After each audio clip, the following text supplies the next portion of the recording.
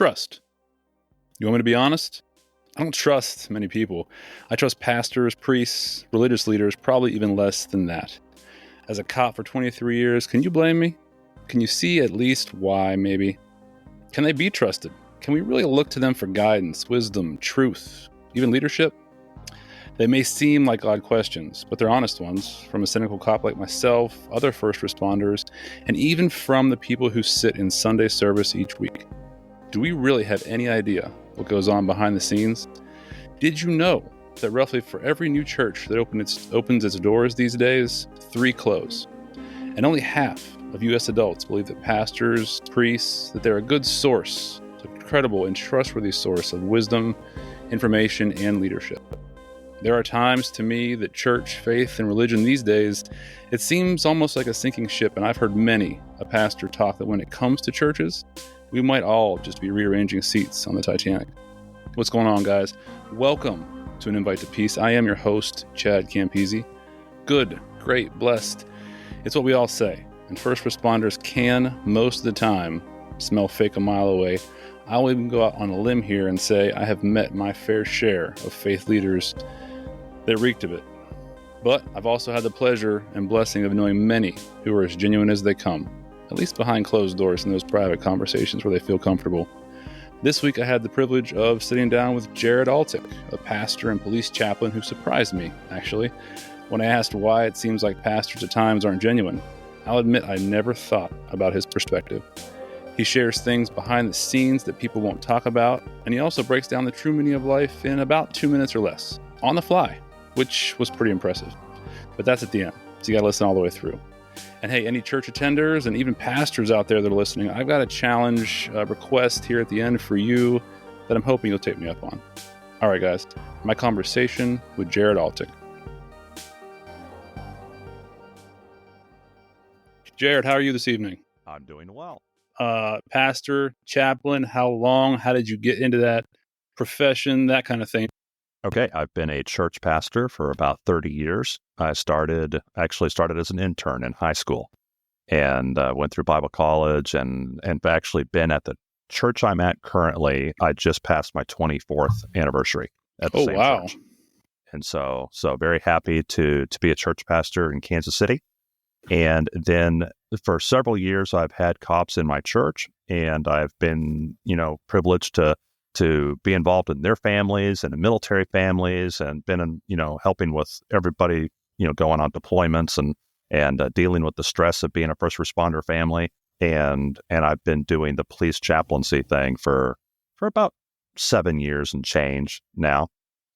Gotcha. And then as far as the initial draw to be a pastor, where did that kind of come from? Is that a family thing? Was your No. grandfather and then father? Nope. Or how did you get into that? My grandmother is a faithful believer, and my mother followed in her footsteps, and so I have kind of a Lois and Eunice, kind of a Timothy's mother and grandmother kind of heritage, and so my siblings and I were raised in the church. And my older sister, received a piece of mail offering high school students a chance to do short-term missionary work. And I had been praying, and my goal was I was going to be a aerospace engineer. That was my thing. Very nice. And so I was going to design rockets. That's what I wanted to do. In fact, in an alternate universe, I'm working for Elon Musk right now. And so that was the plan. But I got this piece of mail, and I felt convicted that even though it was addressed to my sister, I felt it was for me. And so I did a short-term trip. I went down to Mexico City and Oaxaca, Mexico. And then the following year, I went to the Philippines and served in Manila and Baguio and Abra and some places like that in the Philippines. And those 2 trips convicted me that I very reluctantly, I felt like I needed to go into some sort of work. And I assumed it was going to be missionary work. I really thought I was going to be a Bible translator in Papua New Guinea or China or somewhere. And that's not what happened, because in the course of going to Bible college, I turned down all my scholarships to go do engineering. And I went to Bible college, and I've had a student loan for 25 years to prove it. Jeez. And I just fell in love with the local church.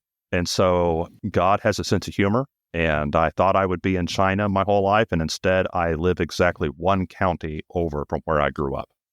And so I'm from the Kansas City area, and here I've been in Kansas City, where I never thought I would stay in Kansas. And lo and behold, that's where God planted me. Now, I'm assuming the church that you pastor now is not the same church that you grew up in, or No, am I? No, okay. Nope. Gotcha. In fact, I didn't even know this church was here. Wow, and you've been there a long time. Yeah, You have yeah. some, you have My some kids, experience to come from. never moved. Yeah, I Oh, had, and so that was great. My oldest was born the week that I started here, and so that's been a wonderful blessing, because a lot of pastors kind of live like the military has been, where you're moving every couple of years. And so you talk about church, pastors' kids in church being kind of problem children and troublemakers and that kind of thing. Well, part of it's because their life is so insecure. They're constantly going to new schools, constantly having to meet new friends. Every couple of years, they're being uprooted. And my children, I have 5 children, and they lived their entire childhood in one place. And that's been a real blessing to us. very nice. Okay. Well, I don't want to, I don't know if this is a hard question to hit you off the bat with or not, but when I was having my issues with church, with faith, and that kind of thing so many years ago, this was a question that came to my mind many, many times. And I actually asked somebody today when they found out that I was going to interview you tonight. I said, hey, if you had the chance to sit down with a pastor and you had just one question that you wanted to ask them, what would it be? And they kind of flippantly said this question. And I thought, man, that's the same exact question that I had so long ago. It's also the first question that comes to mind for a lot of people, and a lot of first responders as well. And that is, if you look at a pastor on a Sunday and you see kind of the perception of the pastorate and the family man and the person leading the church, is it the persona they have there, the stuff behind the scenes, is it always as good as they make it seem? Do they have the same struggles? Do they have the same issues? Or is it really as good as the kind of pastor shows everybody on a Sunday morning? Well, the answer is yes and no, because it kind of depends on what level you're looking at. And it's a complicated question, because it's not just that, oh, well, some clergy are really hypocrites and they say one thing, but they live a different way. And boy, what a scandal that is. It's more complicated than that. First of all, they're humans. And so I would hope that everyone would assume that, okay, this is a person who has temptations. They struggle with certain areas. They have weaknesses. They need to take all the same precautions that I have to take. One of the problems in church culture, is putting the pastor up on a pedestal. And so sometimes it comes from the pastor, where they feel like, they're holier than thou, or that they are unaccountable and don't have to live by the same standards and have that hypocrisy. But sometimes that's thrust upon clergy, where they're treated basically, if you show us any weaknesses, we're going to get rid of you. And we don't want to hear that you struggle. We don't want to hear that you're depressed. If you have that kind of weakness, then you're too weak to lead. And so here's the door.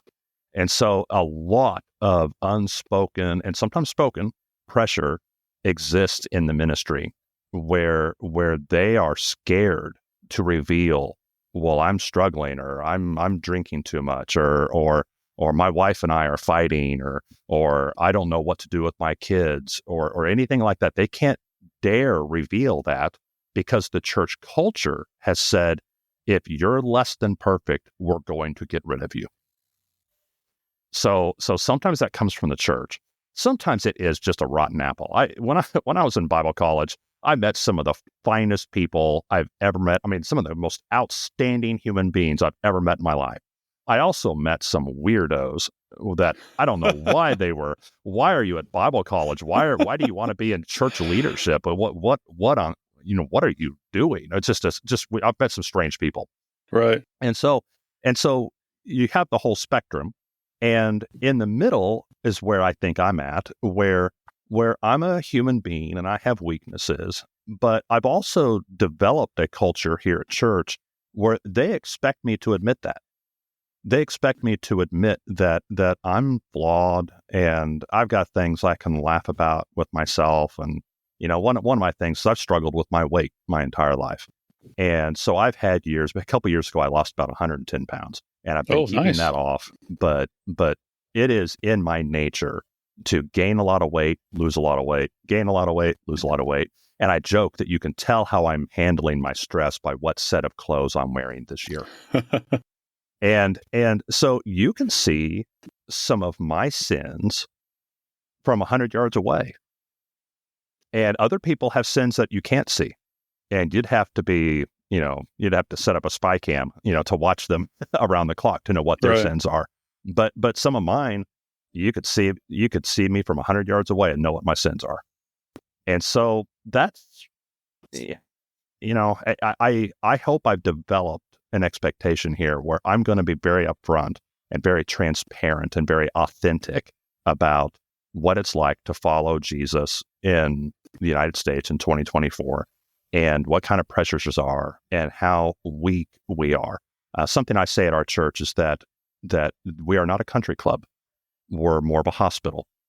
And we are also beggars telling other beggars where to find bread.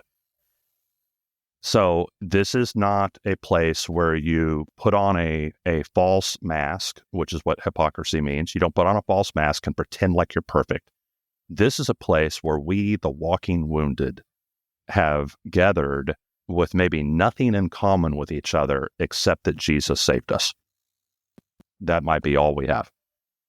And so you can create a culture in, I think, any kind of church. I think you can create a culture where that kind of authenticity and transparency is the norm. And it's not that you then excuse bad behavior, but when there is weakness, we don't shoot the wounded. So we can't shoot the wounded because the whole premise of Christianity is that we are so fatally flawed that we needed a savior to come to us. Every other religion and philosophy in the world, I think I can say this with some authority, every other religion and philosophy in the world tells you how to climb up the ladder. It tells you how to achieve a higher plane or a higher level of consciousness or to get to paradise or whatever. And this is what you have to pay. This is what you have to do. This is what you have to be in order to earn that. Christianity, biblical Christianity, is really the only major religion that says you can't. You definitely have that problem, but you can't fix it yourself. God had to come down to you. And so we believe in Emmanuel, God with us, that God came down, that he humbled himself to make his dwelling among us. That's a much different philosophy than almost every other kind of philosophy and every other kind of religion out there. So we should be humble people. We should be people who take in the broken and the guilty and say, hey, you're a brother and a sister because I too am broken and guilty. That should be the norm. Now, religion says you get further by trying harder, and that seeps into the church, and it creates a culture where we'll put on our Sunday best, and we yell at the kids in the car, now you act normal and don't talk about what we talk about at home, and here's the 5 words you're not allowed to say, and we scream it at each other, and then we put on a straight face, our poker face, and we go into church and pretend like we're perfect. That's just antithetical to, I think, the core philosophy of what Christianity is.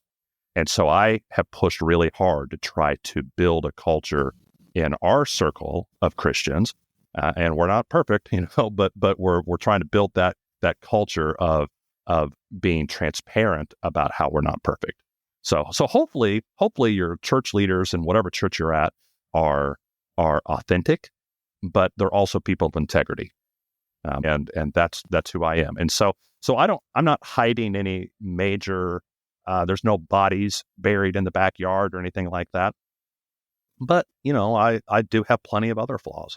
I'm prone to depression, and it's hard for me to push away another plate of meat and potatoes. And I'm sure there's 1,000 other shortcomings that I have too. Yeah. Does that culture that you're trying to implement in your church family, did it work?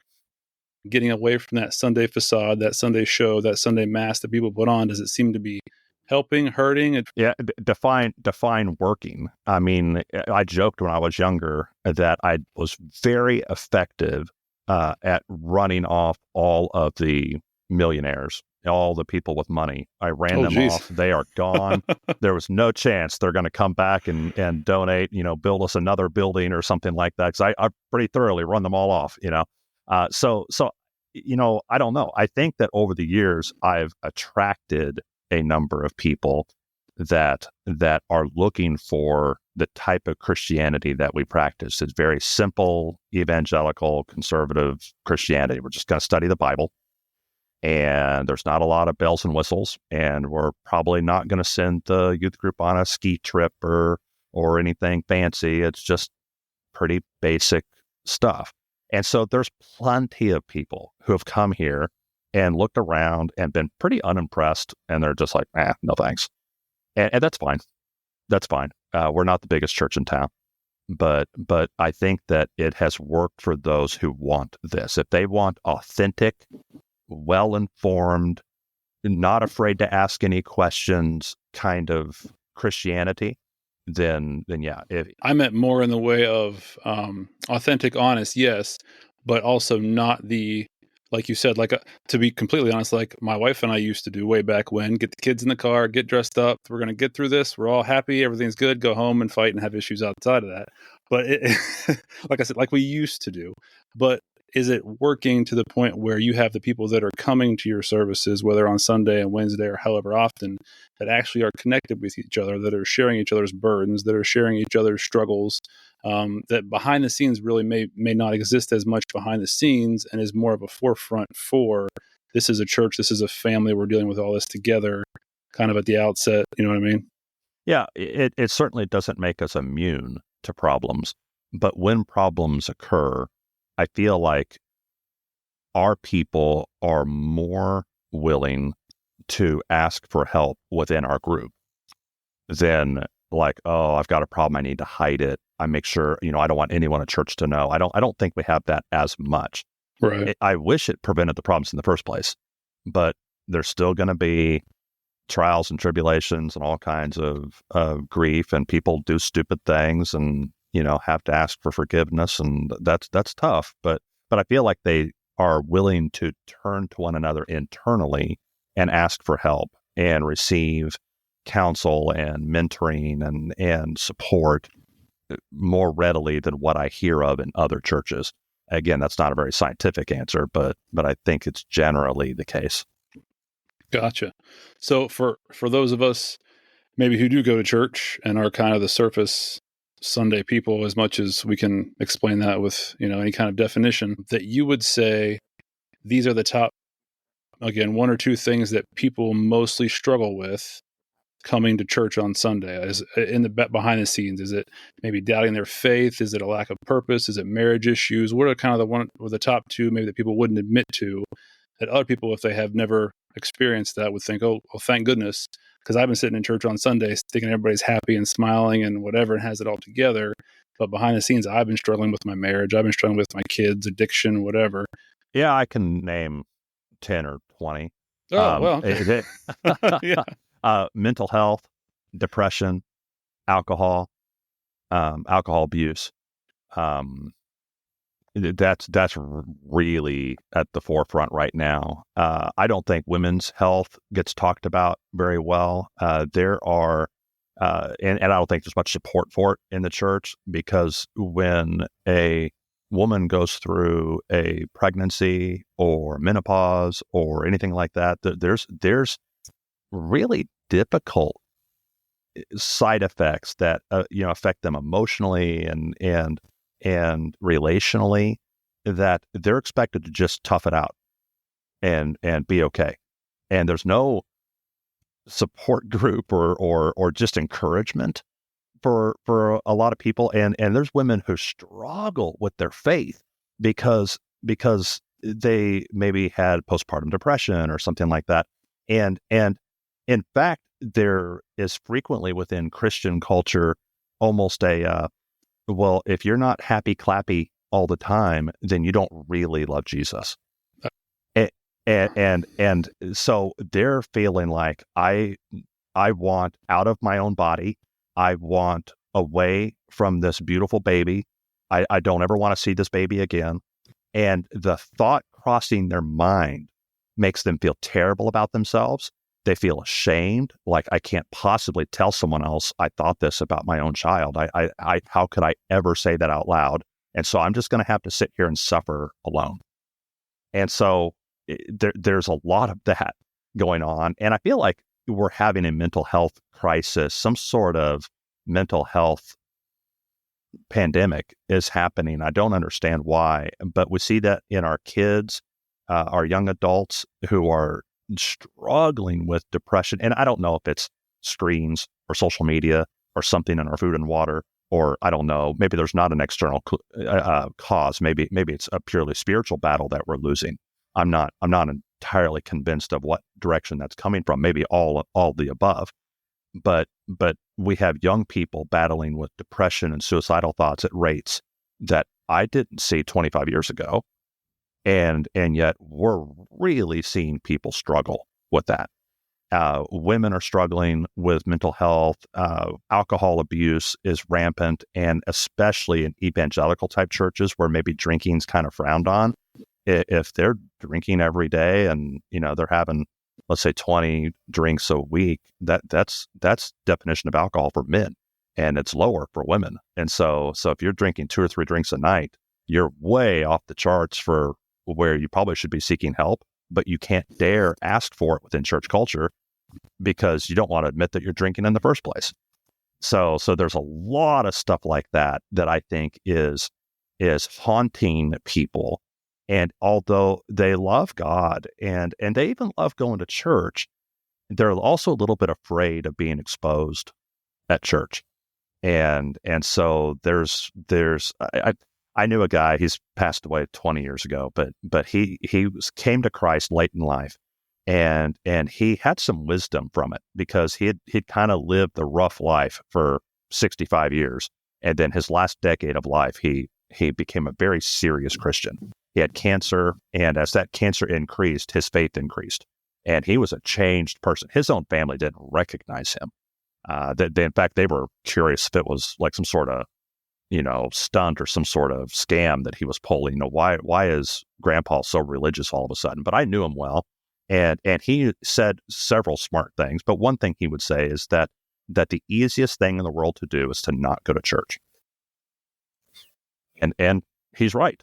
We can find all kinds of reasons. I don't feel good. I'm depressed. I think people are going to find out that I'm a fraud or a fake, and then they're going to reject me. So I'll just reject them first. I'm just not going to go. And so there's a lot going on in people's lives. And like I said, a church structure, the structure of the culture has often been set up to prevent people from talking about it in the first place. You mentioned a couple of different things, but specifically one that I see all the time, especially with the first responder network, is the alcohol use. And you said it kind of has, you made it sound like it mushroomed here in the recent times. Is there a reason, do you think? I know you don't have the answers for social media and all that kind of stuff for the girls and the women, but for the men and the alcohol, is there a reason you think that comes back to that at all? People are more isolated. That's problematic. Breaking news here on your show. Right. COVID was bad for us, and the lockdowns and isolation and the quarantines were bad for us. And so the amount of problem drinking that started 4 years ago is just legendary. It's shocking how many people started drinking when they had to work from home and they were isolated from all of their groups of people. Because if you're in a group, I mean, certainly that group could go to the bar and go drinking together. That certainly has always happened. But if you're in a lot of other functions, there was pressure on you to drive from point A to point B and to function socially and to be able to interact with people for hours at a time because you're all watching the Little League game or whatever you're doing. And a lot of those groups they went away during the pandemic. And some of them have come back, but a lot of them haven't. And the habit of just staying home alone, and I'll have, Uber, bring me, or DoorDash, bring me my food, and Amazon does all my shopping for me, and it's brought to my door, and I can work from home remotely, so many days a week. And so we just never get out of the pajama bottoms. And that isolation was very unhealthy for us. And I think that is a huge contributor to the amount of problem drinking that we've seen. Now, the isolation is part of it, but then also the stress. A lot of people, for the first time in their life, thought, "Oh, I might die soon." And that, like every first responder knows, that has an effect on you. If you think that you could die today, that you have no control over whether or not you might die today, that'll rattle you. And a lot of first responders have developed drinking problems because of the proximity they have to danger.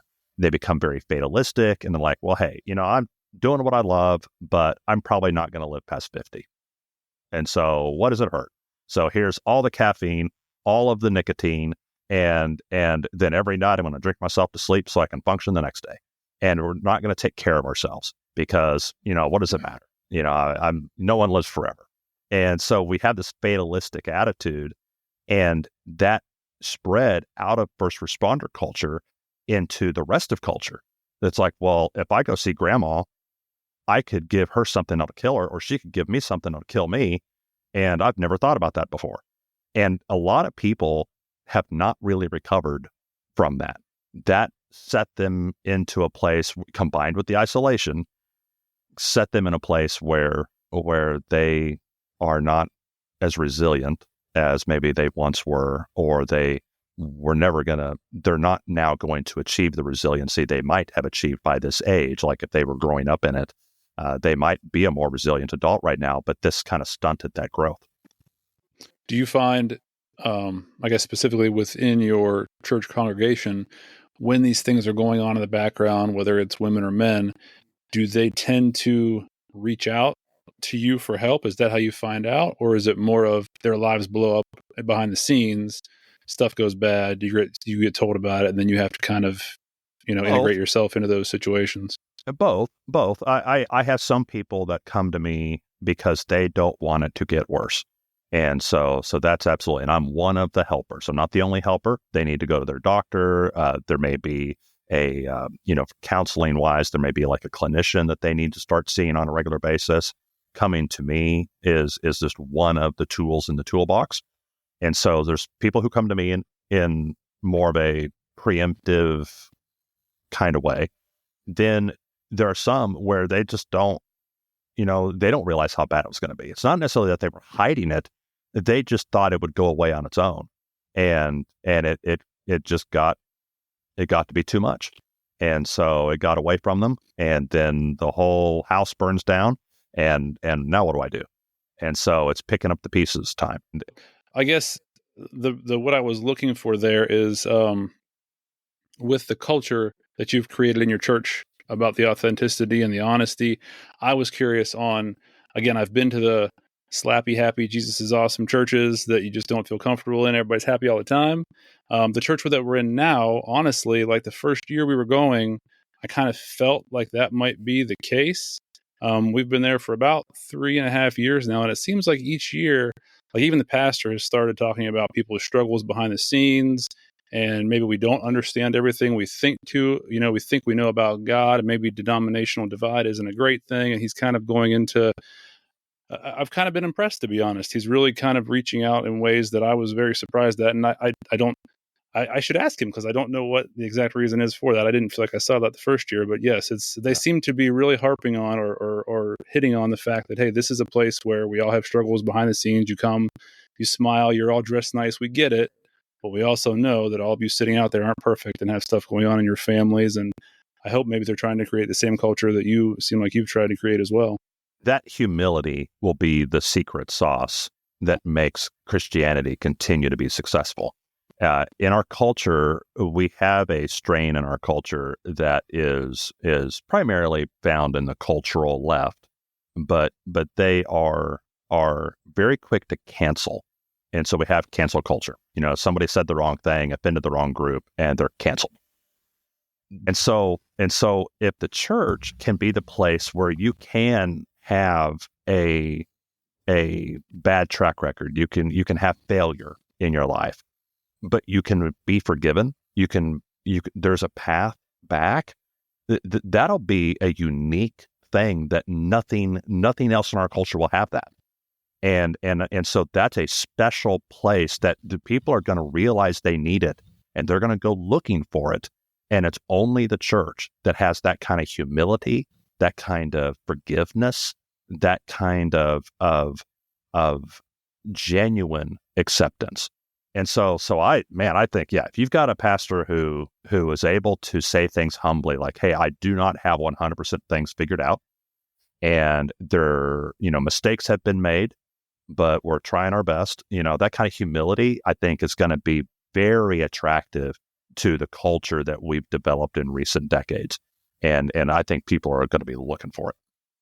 Yeah, I was shocked. Like I said, the first year we didn't hear any of that. And then as the years have gone on, he said things like that. And then just recently, my wife and I were talking, and we're like, you know what? He's up there saying we all struggle. He's up there saying some of the struggles he has. He's up there saying he doesn't have all the answers. Like, he's being authentic and relatable to us in a way that I've not heard really from a pulpit before. So yeah. I probably should tell him I'm very impressed with that. I've never told him that, but encourage it, because I guarantee you there are people saying, why are you talking about that? What do you mean you question this, or you don't have 100% certainty about that? What are you doing? We come here because we expect you to have all the answers and to be perfect. And so he's getting, either, like I said, directly spoken to him, or kind of a roundabout way. He's getting that message for sure. Right. And hopefully he's able to stand up to that. But hearing you say, hey, I appreciate your authenticity. I appreciate you being humble about stuff. I mean, I love that you've got lots of great answers and you're a good teacher and all these other things, but to be humble too, hey, good for you. I appreciate you. I support you. That would mean a lot to him, I'm sure. Yeah, maybe I'll do that, because we came back this Sunday and we were standing in the kitchen and going, maybe we could be members of this church. I don't know. Maybe we should think about it. So good for you. That's great. I will keep that in mind, and we will talk about that definitely. Yeah. But I'm curious. So, kind of rolling it into kind of a first responder focus too. In that, you mentioned that you had a lot of police officers that, or I guess general first responders that go to your church. What did that look like at first, as you were kind of coming into the church, you're pastoring, you're finding out there's first responders in your congregation? When you met them, again, I have my perception of us, cynical pricks in the background thinking what we're thinking. We talk like we talk. We're not really worried about what people think, that kind of thing. How did that come off to you? Like, how was those interactions at first before you got to know, who they were and what they did? Well, in the church, I just didn't appreciate how their job was any different than someone else's. I don't come from a law enforcement family, don't come from a military family, at least not within a generation or two. And I didn't appreciate the difference it was for someone to have a family member go to a job that could kill them. And it's not just that, the proverbial piano could drop from a, third story window or something like that, but that they were going to go actively do things, that they chose a career, were going to actively involve themselves in other people's danger. And that will breed resentment in the family. The family will see their loved one worn down by it and changed by it. I just had no concept of that. That wasn't the world I'd lived in. I had no idea. And befriending these cops over time, and a couple of them have become very close friends over the last 25 years, that opened my eyes. And that really got to me. And my predecessor at this church was a police chaplain, so I knew that was like an option. But that's a part of why I became a police chaplain. Was I just fell in love with these guys who were friends of mine, and I didn't realize how little support they have. And so I'm like, well, I know I can contribute to that. I've always been good. I've always been military adjacent and law enforcement adjacent. And so I know a lot of the jargon. I can speak the language. I had a head start as far as understanding the culture. And if I committed myself, I could eventually learn enough culture to at least have one foot in that world. And then as an outsider, I could provide some support. I could provide some help. I'm not going to judge them because of some failing they've had. I assume they've probably had several failings, and I love them anyway. And they're not always very lovable. Cops will push you away to see if you can be pushed away, but I would not be pushed away. Well, that was going to be my next kind of where we were going to go with that, because I'm curious. You have these guys in your congregation who you love and are friends with. I've been a part of 3 different departments. I know a lot of police officers. So I know you have these few couple guys that bring you into the chaplaincy into that department. How do you deal with everybody else? I'm curious what that looks like to you, what that first interaction is like to you, what your thoughts are. How does that clash with, what you thought going into it?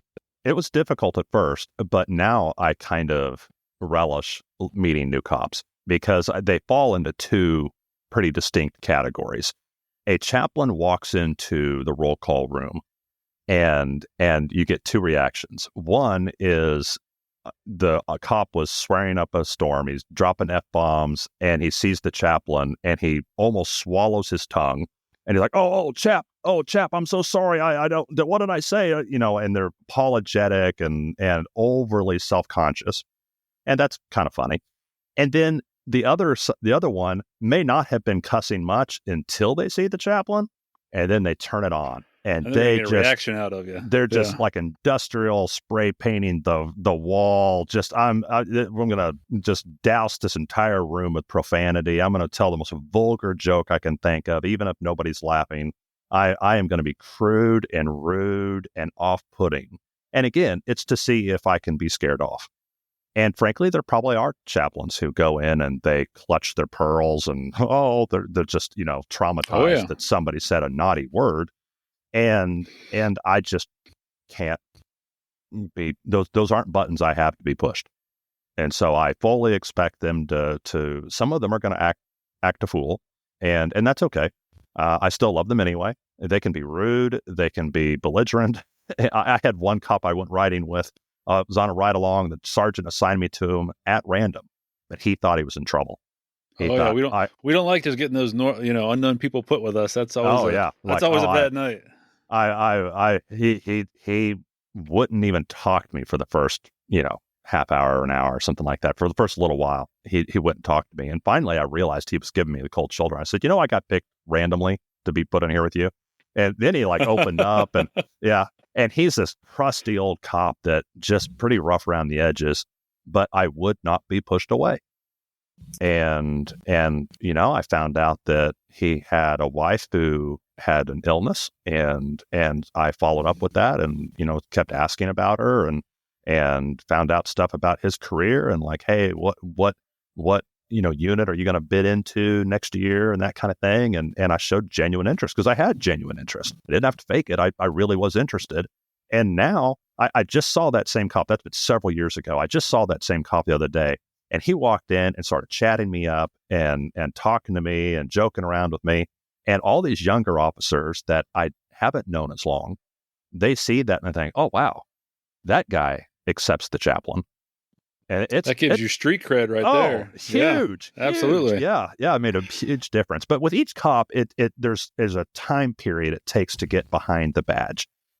That can be a year, it can be 2 years, but it will take time. I accelerate that by being present a lot.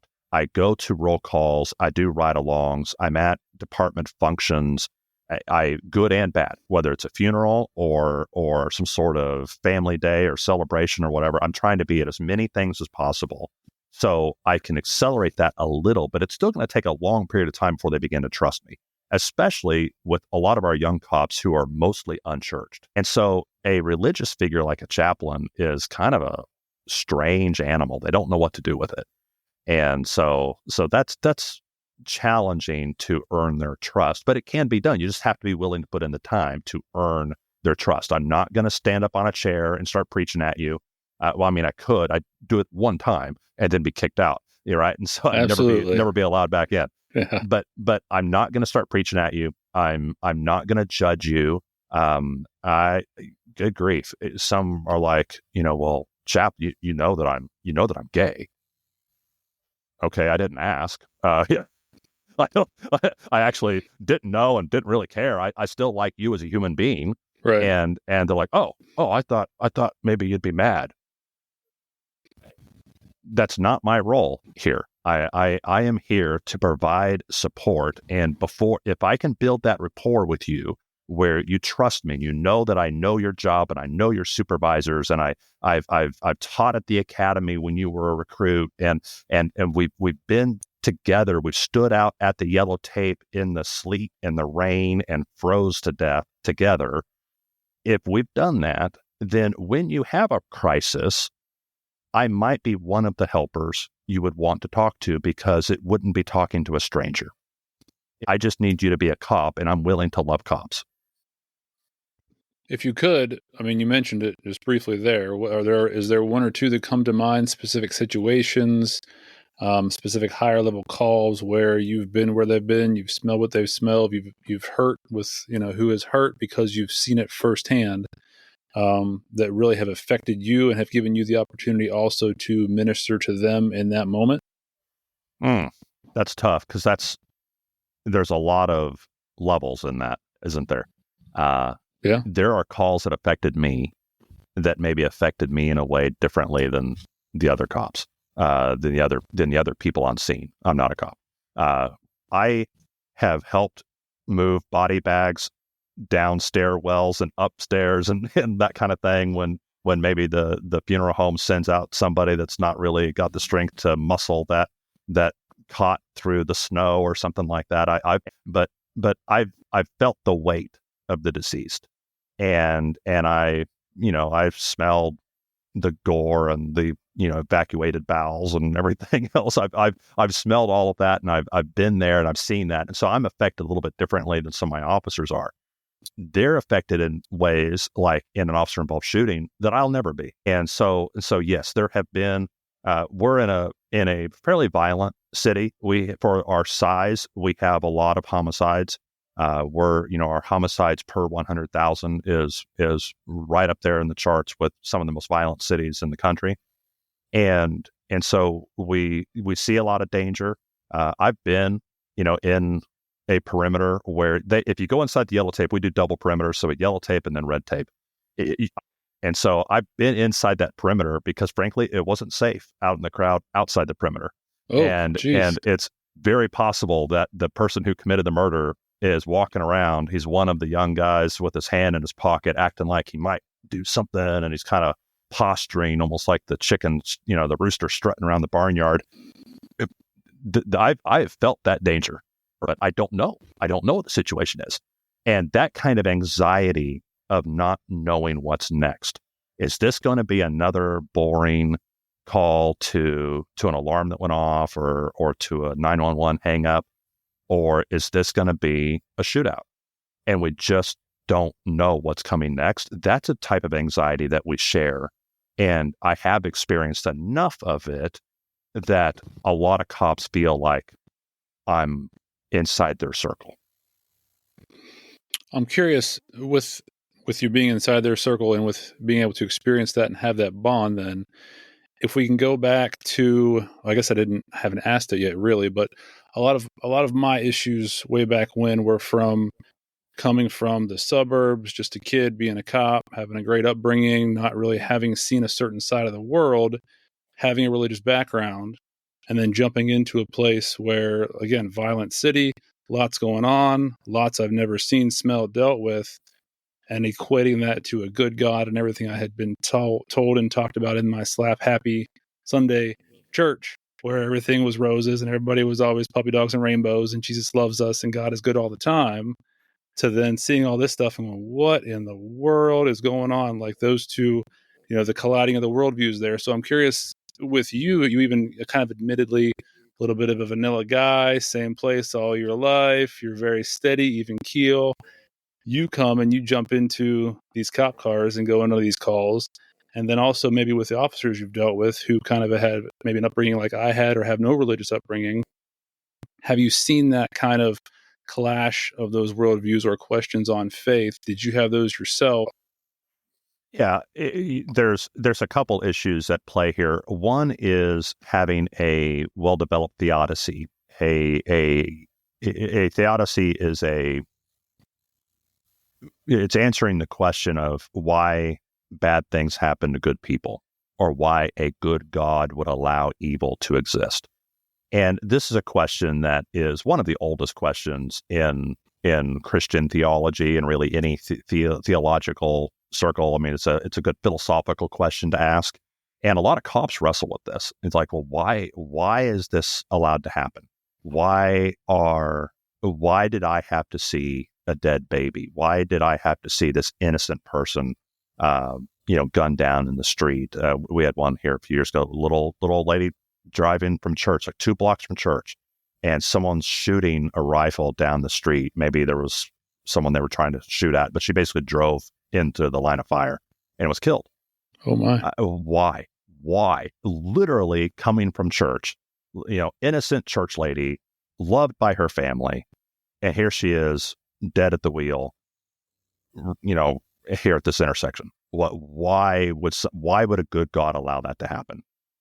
The advantage that I had is that I was already in my 40s before I had my nose rubbed in the worst of it. Now I had seen a lot in counseling. I had seen a lot of bad things that have come through the church doors, but I was already 40 years old before I went out and found it. Before I went out and get called to other people's problems. I mean, problems coming to me that was pretty seldom. That wasn't an everyday thing, where the police officer every day gets called out to everyone else's worst day.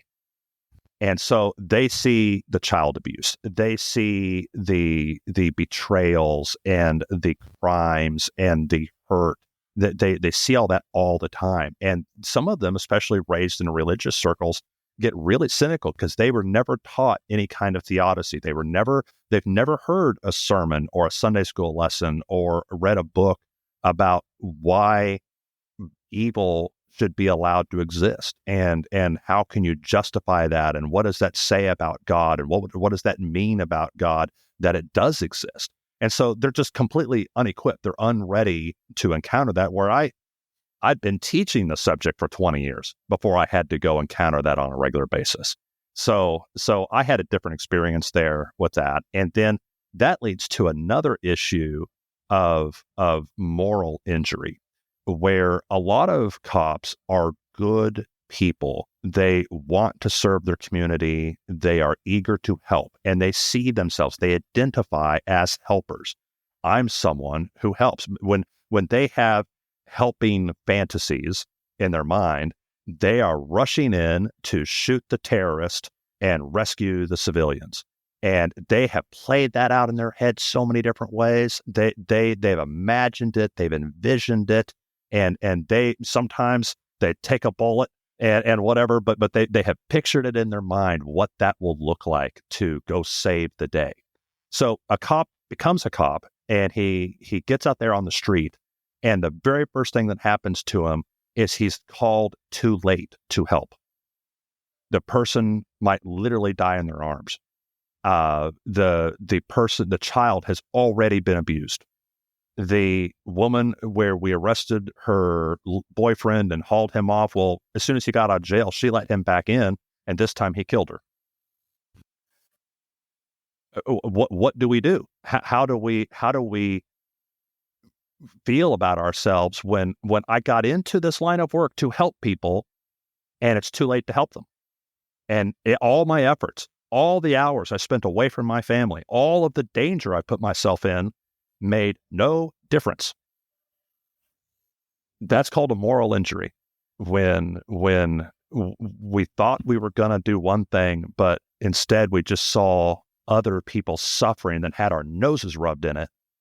And now what does that mean? If I'm not a helper, what am I? What does that mean? Why did I do this? Should I have done something else in life? There's a cascading series of questions that come from that, and self-doubt and depression, and all this stuff starts crowding in, and that moral injury will rob a police officer of his or her motivation, of their ability to have normal relationships. Because honestly, what if I'm newly married and now I don't know who and what I am, and I don't feel good. I thought I was going to go out there and be Superman and rescue all these people, and instead I'm just standing over dead bodies. Did my wife marry the wrong guy? And what does that mean? Maybe she'd be better off without me. And so where does that go? And if I'm drinking, and that's, I mean, it can just start spinning out of control and getting really bad, and that not understanding why bad things are allowed to happen in this world. And I think there are good answers for that. We can get into that if you want to, but I think not understanding or ever even having thought to ask the question, why do bad things happen? And then having your identity taken from you because you thought you were there to prevent those bad things. And most of the time, there's nothing you can do. You're powerless to prevent them. And those two elements can destroy a police officer's soul. And I am determined to step in and provide some answers and provide some support and to tell them that they're not alone and you're not the first person who's thought this. And we can find purpose, and we can find answers, and we can find hope in the midst of all of this. There are answers here. Because a lot of cops just feel like there are no answers, and they just go down this spiral of cynicism, and it can destroy them. And sometimes it literally destroys them, and we lose good officers. They take their own life because they just felt like there were no answers anymore. Do you find having the relationships you do and the connections you do at the police department, do officers then reach out to you in those kind of situations for the most part? Are you then referred to them? How does that go about getting started for the majority of the time? I have in our patrol divisions about 125, 130 patrol officers and probably about 25 or 30 sergeants. And in that group, that's the group I spend time with. I don't know the detectives as well. The CSI, some of those guys are my age, and I get along with them pretty well, but I don't know them as well. But those patrol officers, I spend time with them. And after about 7 years of doing this, they're starting to come to me. And I had one approach me the other night, and there was a meeting, and we're walking out to our cars in the parking lot, and he kind of lingers, and I've learned to look for that. And he's kind of slow walking back to his patrol car and kind of waiting for other people to dissipate. And sure enough, he wanted to talk. And so they're starting to come to me. But I'm not the right answer for everybody. I mean, I am one of several options, different tools in the tool bag for them to turn to.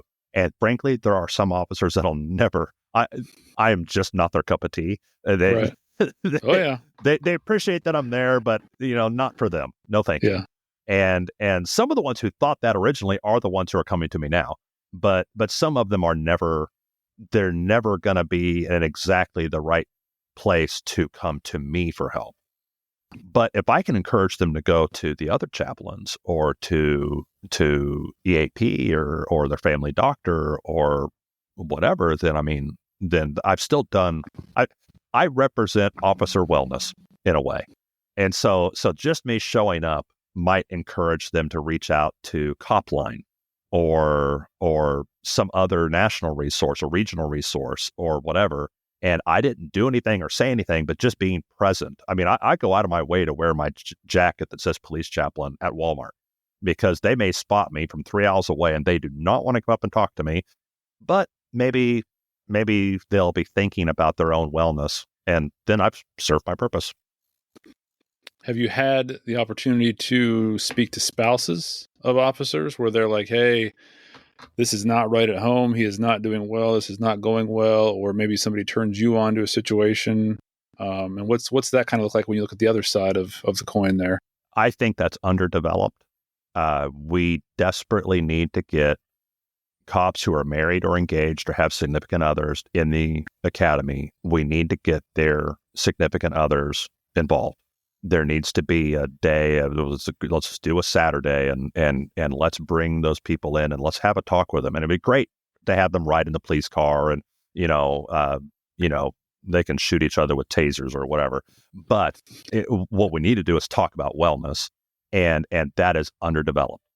We have underserved their family, and their family pulls them out of this line of work. And if we did a better job of preparing and helping the family, then we'd keep our officers longer. And so that officer that quit at 5 years might have lasted 10, or the one that quit at 10 years might have lasted 20. But we didn't do anything proactive to build those relationships. I've had spouses come to me, but it's been very seldom. I think I have a good reputation because my cops are going home and talking about me. so they, I think that's good that they're aware that their spouse has someone who cares about them. And I think they're very appreciative of that. But man, it's tough. Cop marriages, that could be a podcast all on its own. No, those are easy. It's been nothing goodness. but rainbow and sunshine for us, I promise you. My wife would say the same thing. It's been great. It's been awesome. Yeah. If only she were down here now. Yeah, no. Yeah. So I'm curious, obviously you're a wellness guy, bringing in the family, doing all that kind of stuff. How important is that spiritual element to you, to that peer support and wellness aspect? Yeah, I think it's critical. The problem is, how do we as Americans in a multicultural, multi-religious, society, how do we broach the topic and how do we discuss it? Because frankly, that's really difficult. I can't force the group. I can't walk into a roll call and say, okay, now let's gather in a circle and say a prayer to Jesus. I can't do that. Right. I'm not allowed. And like I said, there's probably agencies where I could do that. I know there's some very, very overtly Christian chaplain groups in Texas, and they seem to do fine. But I know in Kansas City, where I'm located, there's always a group of people who are very skeptical about religion. Now, my rebuttal to that is that everybody's religious. I have cops that are atheists, and I don't know anyone that talks more about God than my atheist cops. They think about God all the time. They're against it. They're against the idea. They're against the concept. But they think about it all the time. They talk about it all the time. They're really some of the most religious people I know. And so everybody's religious. Everybody is spiritual. It's just that our language to talk about it across groups, from a Christian group to a non-Christian group, from Buddhist to Jewish to Muslim, our language is pretty inadequate. And so we're going to have to find ways to say, hey, we need to think about, like what I was talking about earlier, about a theodicy. How do we discuss why evil happens in the world? I feel like evil is pretty undeniable. In fact, that's usually the first place I go. A lot of times an atheist will be arguing with me, which I don't get a lot of arguments, but they think they're going to argue with me, that well, if you believe in God, why does evil exist? I'm like, evil is one of the best evidences for the existence of a God. The fact that you can perceive it as being evil, that you're offended that an innocent child was murdered, if that bothers you, why does it bother you? So I can, from that point, get into like, boy, it seems like there's some kind of moral law that's written inside your heart. Boy, where did that come from? Right. And so I think that we are all religious people, whether you practice an organized religion or not. And so we're going to have to develop a language where we can then talk about, spiritual implications. Because frankly, in police work especially, you are dealing with the evil behavior of man against man. So why is it wrong that someone took someone else's property? Why is it wrong that someone accosted someone and caused them bodily harm? You can just say, well, that's the random law we have. I'll bet you that if we had a law that was immoral, 99% of our police officers would would argue that they shouldn't have to follow or enforce that law because it's an immoral law. Just like in the military, if you're given an immoral command by a commanding officer, you have the right to reject that command. Like, well, I'm not going to follow your order because that's immoral. Somehow we know that exists, and we have to function in a world where we have to enforce morality on people. People sometimes will say, well, you can't legislate morality. Well, yes, you can. That's what every law does. Every law legislates morality, what we will find acceptable in our society or not acceptable. And so those are spiritual questions. Should we allow people to rob and murder and rape? Or are we going to be against that? That is a fundamentally religious question. And then when we have to encounter evil people, we've also decided that in our morals, that those evil people still have rights. They have civil rights that I can't violate, that I would become evil if I took away their right to representation or, not to incriminate themselves or whatever it may be, that I could cross a line. Well, what kind of line is that? Well, that's a spiritual line. That's a moral line. And so any discussion of ethics, integrity, law, those are all religious topics.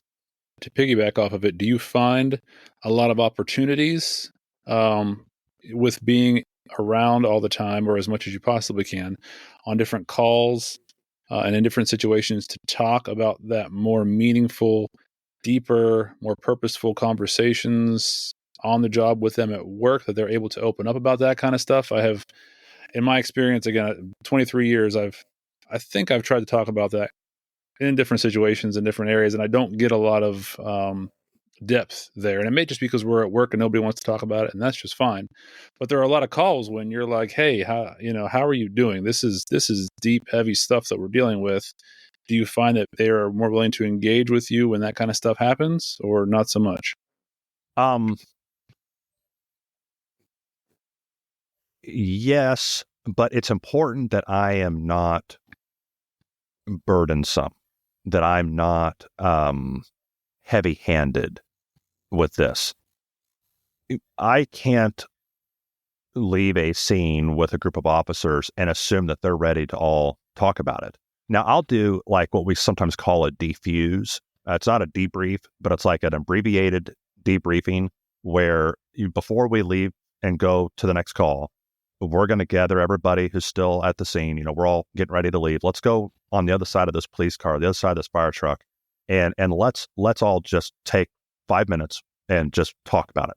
Like, okay, yeah, that was a tough call. That was a dead child, and boy, that was rough. And let's kind of shake it out. And if anyone wants to say something, they can say something. Anybody wants to have a couple seconds of just crying it out, let's whatever. Everybody responds differently, but let's just take a moment to take a breath. And that's a thing that I have practiced a few times, but I can't assume that's what everybody wants. And some people are going to have really deep theological questions that they'll ask me next week or next month or next year. And I have to give them space to do it. So I can't force that. I can't, not only should I not as a chaplain, but just practically as a Christian, I can't presume that they're ready to ask those questions until they're ready. And I can't really make them be ready. Some people are going to have to go home and sleep on it and then come back, and they may or may not come back to me to ask that question. I can't control that. And so I think some Christians and some chaplains and some pastors become a little heavy-handed because it's like, well, I can see you're in crisis. Let me pounce and I'll jump and sit on your, I'll jump on this and sit on your chest and give you all, I'm just going to pour the answers down your throat. They are maybe not ready for that. Let's not be forceful about providing help. Most people are able to ask for help. Let's wait for them to ask. I mean, that's probably the better way to do it. And I don't want to destroy my reputation in the department by being heavy-handed and whatever. I had a call here not too long ago where it was terribly tragic. The actual call itself, there was a young person that committed suicide or they died by suicide. And we, are dealing with family on scene. It's like 4:00 in the morning. And we had this one person, she was the mother of the deceased, and she was on the ground beside a patrol car. And I'm talking with a brother and an uncle and a grandfather, and they're yelling at her, and she's yelling back, and they've got my officers have them separated. And I said, so mom is over there? Like, yeah, that's her. I'm like, okay, well, she's still the mother of this person who just died a few hours ago. So I go over and I kneel on the ground and put my hand on her shoulder and say, ma'am, I'm a chaplain. And I get about that far, and she has her hair down in her face and snot and slobber and whatever. And she turns on all fours and snarls at me and says, I don't believe in your God. And I'm like, well, that's new. Now, in the moment, I didn't recoil because I thought, I think this is fake. Is she putting on? I mean, she could hear that I'm a chaplain, and is this her weird way of coping, that she's going to do like some scene out of The Exorcist or whatever? And at the time, I'm just like, well, if you need me, I'll be here, and I'm going to stay here until your loved one is moved from the scene. And if you have any questions, come talk. So I just did my routine. But I turn around and I've got 3 officers all with their hands on their gun, ready to draw. Oh boy. They're like, what's Jeez. happening? And at the end of that night, which included tackling that poor woman as she tried to break into the cordoned off area, at the end of that night, it was the end of, so it's like 5 a.m, and the officers are only going to work another hour. And the sergeant comes over to his actually acting sergeant. He comes over and he says, can we do a debrief tonight? Well, typically you do one like 2 days later. Usually let them have a couple sleep cycles. And I'm like, I've already been up all night and I've got to go to work in like 3 hours. So why not? Yeah, let's let's go ahead and go back to the station. And a lot of times debriefs is like, if they're not mandatory, people drag their feet. It's hard to get everybody there. I get back to the station. They're all in the report room waiting for me. And so we get back there, we sit down. I've got every single officer who was on scene is there in the room. And the very first question they ask is, was that woman demon possessed? I don't know. Yeah, it's a good question. Yeah. Well, she might have been. I don't know. Yeah, I'm not an exorcist. I don't know how that would work. I've never done an exorcism. I didn't at the time think she was demon possessed, but that's definitely the role she was playing. Yeah. And they all had questions about it. They wanted to talk about it. And so I actually have had a debrief where the officers asked, before our shift even ends, can we come back to the station and come talk about it with you? That's a first for me. I don't know if that'll ever happen again, but yeah, they wanted to talk about the demon possessed lady. What are the greatest, I'm sure this would be a mixed bag. What's maybe one or two of the top theological questions that officers will ask you? And of course, in my head, I'm thinking, how could God allow something like this? Is there a God? Are my top 2 and stuff I struggle with? But is that kind of the same? Or are there other ones that pop up more often? Or yeah, they want to talk about that theodicy issue. Why does God let bad stuff happen? A lot of times, so theological questions, that's probably at the very top of the list. One time I went on a ride along. It was an 8-hour shift, and I was there for the entire shift. And that officer, he turned up the music on the radio. He turned up his police radio. He's on his phone, on the tablet, totally ignoring me almost the entire time. And he did not voluntarily take you that night. I get the feeling. I deliberately have my sergeants randomly assign me. Oh, gotcha. Because if an officer wants to ride with me so they can talk to me, I need to be able to hide that among all my other ride-alongs. Okay. And so I will go in frequently and be like, hey, I'm going to be here for 4 hours. I'm going to be here for 8 hours. Just put me with, like, literally pick whoever's in a one-man car, just put me in one of those cars. And so that way I have plausible deniability if someone requests a ride-along. Gotcha. So anyway, this was a random, and he was not comfortable with me. And for 7.5 hours, he kept all communication to an absolute minimum. And we chatted about, his career and that kind of stuff, but he was not going to ask me any questions. He has to go back to the station at the end of his shift to do reports. He's got about 30 minutes left. And so my ride-along's over, basically. And we're pulling into the parking lot of the station. And he says, Chaplain, what's the meaning of life? Wow. I'm like, you had 7.5 hours to ask me that question. Now I've got 25 seconds to try to answer. See, I thought you were going to say he was being sarcastic, but he was No, being serious. no, he sincerely meant it. At 7.5 hours, we were able to thaw the ice. And enough for him to ask that question. He asked, and he's an intelligent guy, but I don't think he really swims in those waters, theologically. And so I think he's just trying to ask, well, boy, if I've got you for another minute, lay something on me theological. I said, what's the meaning of life?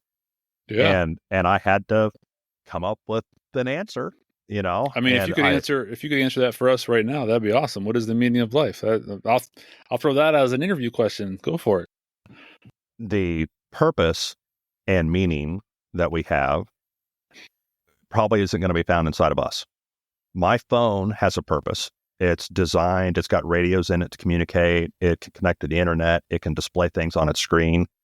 I didn't assign it its purpose. It didn't assign its own purpose. Apple assigned its purpose.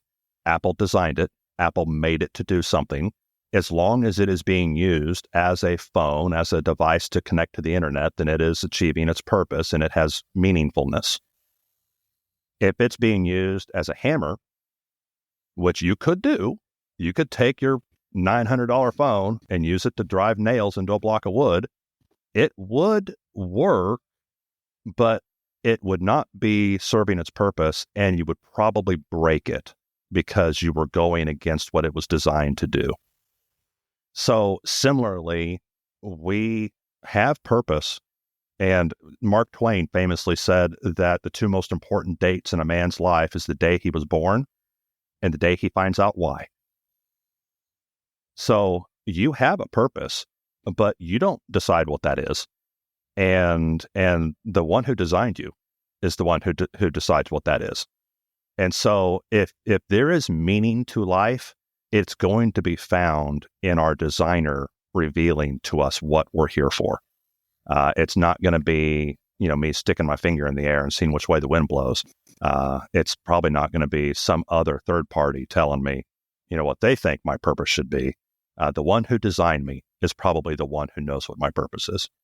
And that's where I'm going to find meaningfulness. And you broke that down for him in a minute, and his life was changed, and he was good to go. My officers can be difficult and even hard to love sometimes, but I love them anyway. No, we are not like that at all. Never, never, never, never. Yeah. But hey, I did that in what, 2 minutes, 2.5 minutes, and so that, yeah. Yeah, that was no doubt. I've had a lot of years of practice. So, I see that. Yeah. Would you say with that purpose you just gave, or the meaning you just gave, if our lives are going in a way that we're having these kind of questions, that maybe that is the moment, or the leading up to the moments where we are starting to figure out what it is all about, or somebody might be calling, that designer might be calling us to figure out more about what that purpose is? Yeah. If God is a good God, then as a designer, he would build into us an opportunity to discover what that is. That phone may sit in its box on the shelf at the store for a year, but eventually it gets taken out and turned on, and it discovers its purpose.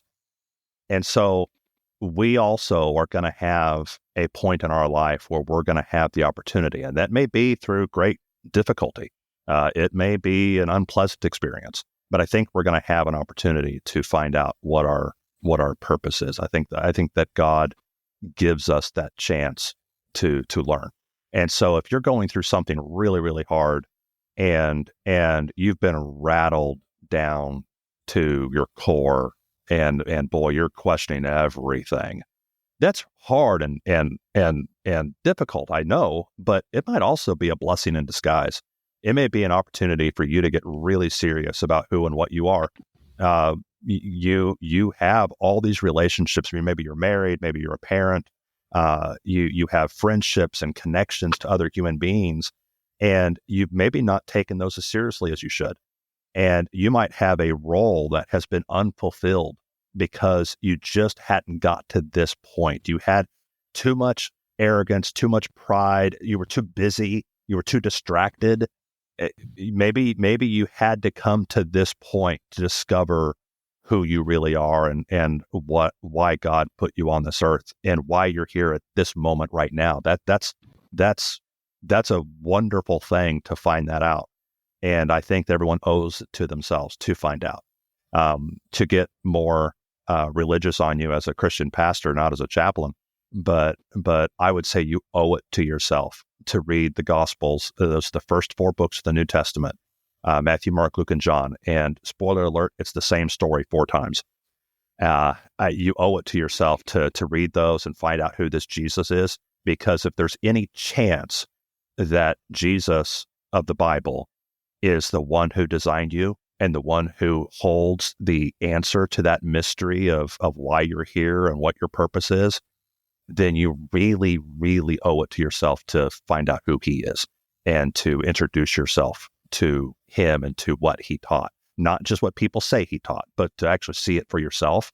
I think you owe it to yourself to explore that, because it may open up things for you that yes, this was a difficult time and this career cost you a lot, took a lot from you. But man, it might be the thing that saves you in the end, is going through this. And maybe you never would have been serious enough of a person to have explored it unless you were a cop and unless you went through the hardships you went through. And that's what made you come to a place in your life where you would seriously answer those questions about what kind of man or woman you're going to be. I'm at a loss for words. You basically just you told my story basically up to about 8 years ago. You told my story. That in your synopsis right there, that's exactly what it took. That's exactly what I dealt with. That's exactly where it ended up. You're not alone. Yeah, absolutely. You're telling me this over the podcast, and I'm just like, wow. Like he just told my story. Because I honestly wasn't thinking of you. You had shared a little bit of your background, but yeah. I wasn't thinking. I was thinking of half a dozen examples right off the top of my head of people I know right here in Kansas City that I dearly love them, and I think they're at that place where they're almost ready, but I can't make them. Right. I can't make them be ready. I can just pray that they will be. Yeah.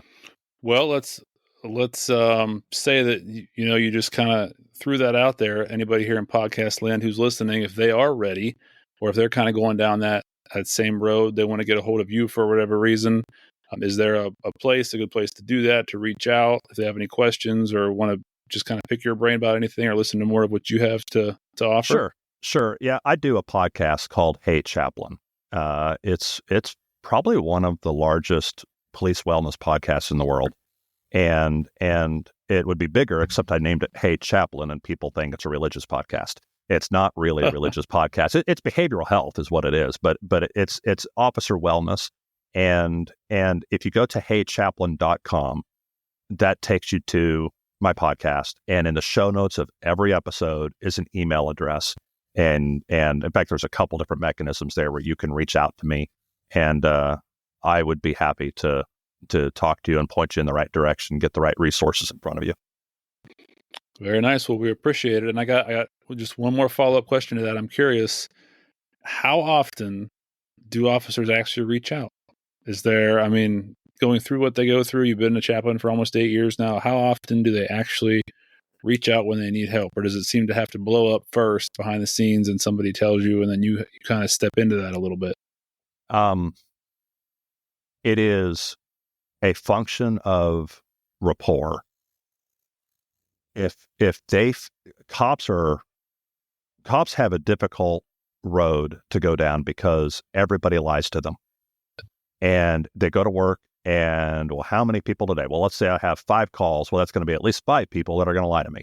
And a lot of those calls are going to have more than one. And so that's very true. I've not heard a more true statement, to be honest with you. So everybody is lying to me. Nobody is just going to shoot straight. Everyone's going to spin or twist or whatever to make their story a little more favorable to themselves. So they don't trust people easily. It's easy to become cynical. So it's a function of rapport that I have to earn trust to get them to reach out.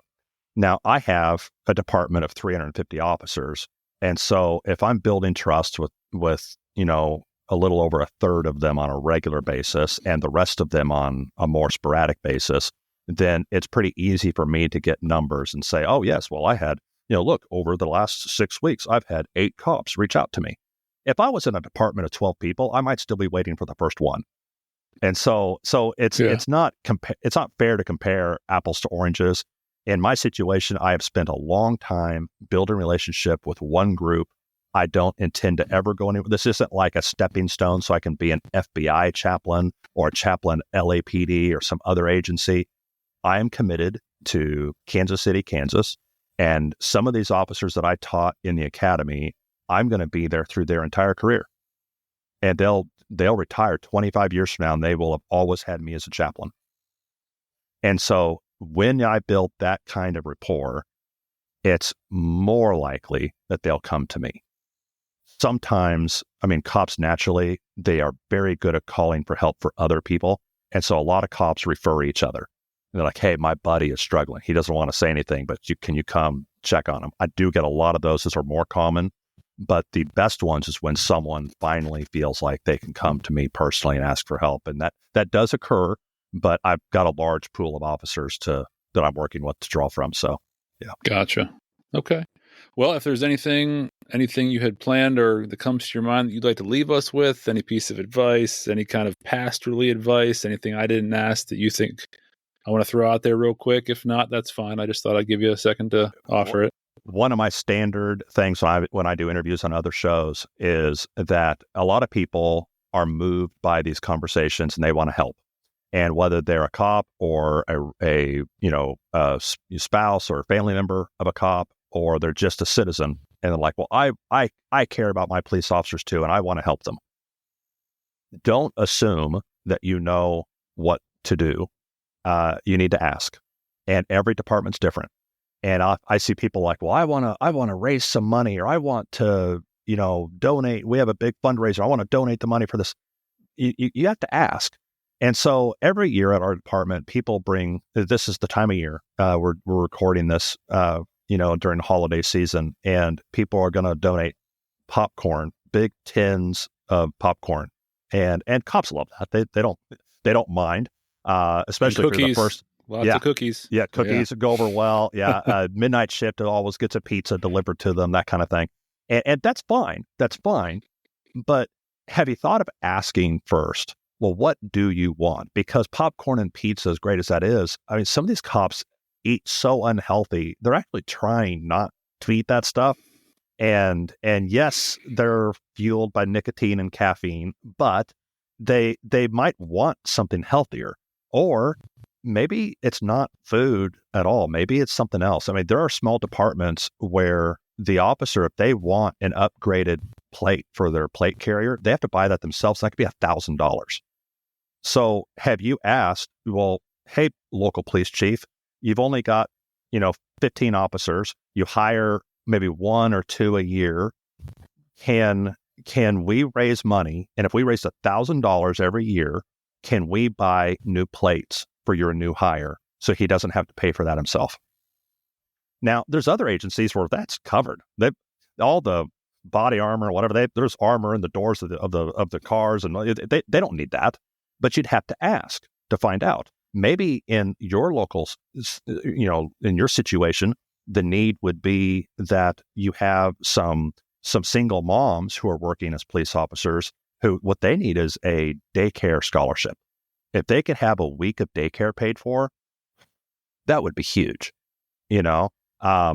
Maybe there's some other need or some other piece of equipment that's not in the budget this year because budget had to be cut again. And so we're not going to have money for this part of your uniform allowance.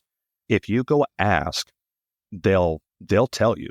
You might have to build some trust first, but if you can build some relationship and say, hey, we're not going to just swing in and drop off our popcorn and leave, but we're going to engage you. And over the next year, what can we be working on? You might be surprised by the answers that some agencies have because the needs differ from one place to the next And so please be curious. If you want to be helpful and curious. All right. Be helpful and curious. We'll end on that, man. I appreciate it. I appreciate you coming on and the authenticity and the honesty, because that's always what we're looking for. So, and now I know that I need to go say some kind words of encouragement to my pastor. I hadn't thought of that, though. So you helped me out with that as well. I'm sure maybe one day he'll listen to this and he'll see it too. That's excellent. That's excellent. All right, Thank you Jared, for having me on. I appreciate it. Have a great night. We appreciate your time. Honest? Trustworthy? How did you take Jared's words? How did they hit you as you look at your own life, your own experience with God, faith, pastors, religious leaders, and maybe even the church that you attend? What were your answers to the most two important days in a person's life? Hey, thanks so much for listening. If you found it helpful at all, would you share it with at least one person? This week, preferably a pastor. And the reason for that is that I have a challenge. It's simple. I just want to give pastors an opportunity to speak out, to share the honest, the vulnerable, those types of things that make them truly connect with the people that they lead. Their own give up moments when they had to give up control and let God take over. What were their failures, their moments of spiritual and supernatural connection that changed everything? I'll reach out to a few if you'll do the same. We'll see if we can't find some leaders that truly understand that being open and authentic and honest in their perceived failures and weaknesses will help them lead and connect with us, the people they lead and serve, in ways they've never imagined. Hey, if you're willing pastors out there, I'm all ears. And I know so many others that would love to hear those stories as well for so many reasons. Hit me up. Give me some names and some churches. I'd be happy to reach out myself if needed. chad.campese@gmail.com. The email address is in the show notes. I'm on Facebook, LinkedIn, Instagram, wherever. And hey, don't forget to leave us a review. You could literally change or save someone's life by simply making this more available for them. All right, guys, until next time, I will catch you on the other side.